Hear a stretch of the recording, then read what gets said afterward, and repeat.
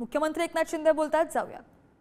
खऱ्या अर्थाने या मुख्यमंत्री माझी लाडकी बहीण योजनेला राज्यभरामध्ये मोठा प्रतिसाद मिळतोय आणि खऱ्या अर्थाने त्यांच्या खात्यात देखील पैसे जमा होत आहेत याचं समाधान आमच्या सरकारला आहे। आणि म्हणून महिलांना सक्षम करणं, आत्मनिर्भर करणं आणि त्यांच्या स्वतःच्या पायावर त्यांना उभं करणं हे सरकार काम करते। अनेक योजना महिलांसाठी आम्ही केलेल्या आहेत। नक्की या योजना ज्या आहेत या कायमस्वरूपी पुढे सुरू राहतील। त्यासाठी पूर्ण आर्थिक वर्षाचा जी तरतूद आहे ती देखील अर्थसंकल्पात केली आहे। त्यामुळे कोणी यावर शंका घेण्याचं कारण नाही। पण विरोधक या बाबतीमध्ये जे काही खोटं नाटं पसरवत आहेत त्यापासून देखील बहिणींनी काळजी घेतली नाही। म्हणजे बहिणींनी त्याच्याकडे दुर्लक्ष केलं आहे म्हणून तर 1.5 कोटी आमच्या बहिणींनी हे फॉर्म भरलेले आहे, सरकारवर विश्वास दाखवलेला आहे। त्यामुळे आजचा हा कार्यक्रम मोठा झाला। त्याचबरोबर आपला इथला स्वप्नील कुसळे ऑलिम्पिक वीर त्याचाही कार्यक्रम चांगला झाला, त्याचंही मी अभिनंदन करतो, त्यालाही शुभेच्छा देतो। आणि कोल्हापूरला एक इतिहास आहे आणि या नगरीमध्ये आज हा होतोय कार्यक्रम, त्याबद्दल मी सगळ्यांनाच मनापासून शुभेच्छा दिलेल्या आहेत। आपल्याला देखील मनापासून शुभेच्छा देतो। महाराष्ट्रात घडते, आज कोल्हापूरमध्ये 10 वर्षाच्या मुलीवर अत्याचार करून खून करण्यात आल्याची माहिती नाही, कुणालाही सोडलं जाणार नाही। कोणी गुन्हेगार असला तरी सुद्धा त्याला कठोर शिक्षा दिली जाईल। गृहमंत्री महोदयांनी देखील त्याच्या बाबतीमध्ये आता माहिती घेतली आहे।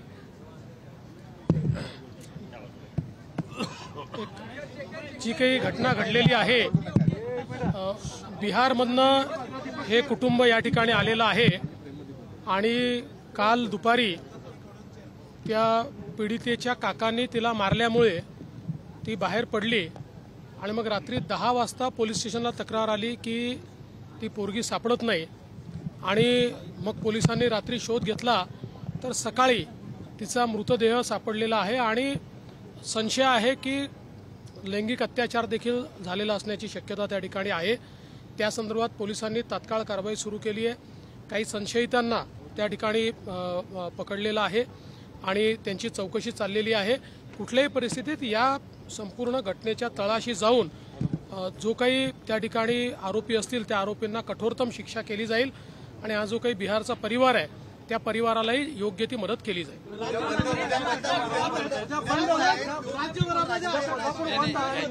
ह्याच्यामध्ये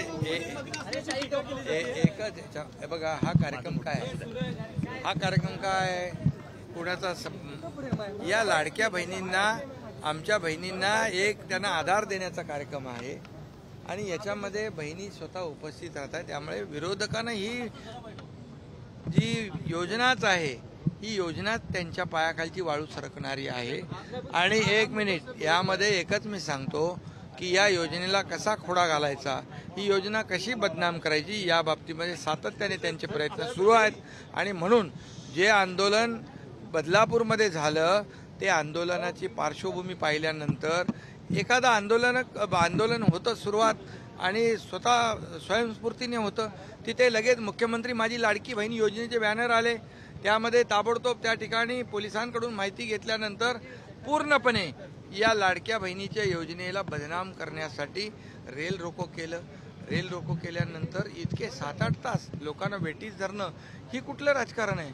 आणि म्हणून मी एवढंच सांगतो की ते आता कोर्टामध्ये ज्याला फाशी झाली, मी म्हणालो ते म्हणतात कुठे फाशी झाली। मी आता मगाशी त्याचं कोर्टाचं पुणे सत्र न्यायालयाचं देखील ते जजमेंट दाखवलं।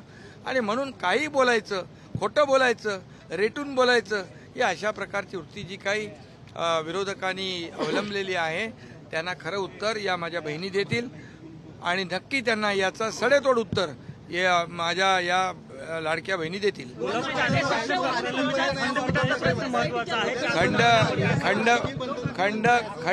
खंडपीठाच्या बाबतीमध्ये देखील इथली मागणी अनेक वर्षांची आहे। 15 ऑगस्टच्या कार्यक्रमाच्या वेळेस मी स्वतः मुख्य न्यायाधीश आहेत त्यांच्याशी चर्चा केली, आमच्या गृहमंत्री महोदयांनी चर्चा केलेली आहे आणि ते देखील लवकरात लवकर त्याचा सकारात्मक निर्णय लागेल। मुख्यमंत्री एकनाथ शिंदे आणि उपमुख्यमंत्री देवेंद्र फडणवीस बोलत होते। विरोधकांना लाडक्या बहिणी उत्तर देतील असं वक्तव्य यावेळी शिंदे यांनी केलंय। तर अत्याचाराच्या घटनेची चौकशी होईल असंही वक्तव्य उपमुख्यमंत्री देवेंद्र फडणवीस यांनी केलंय.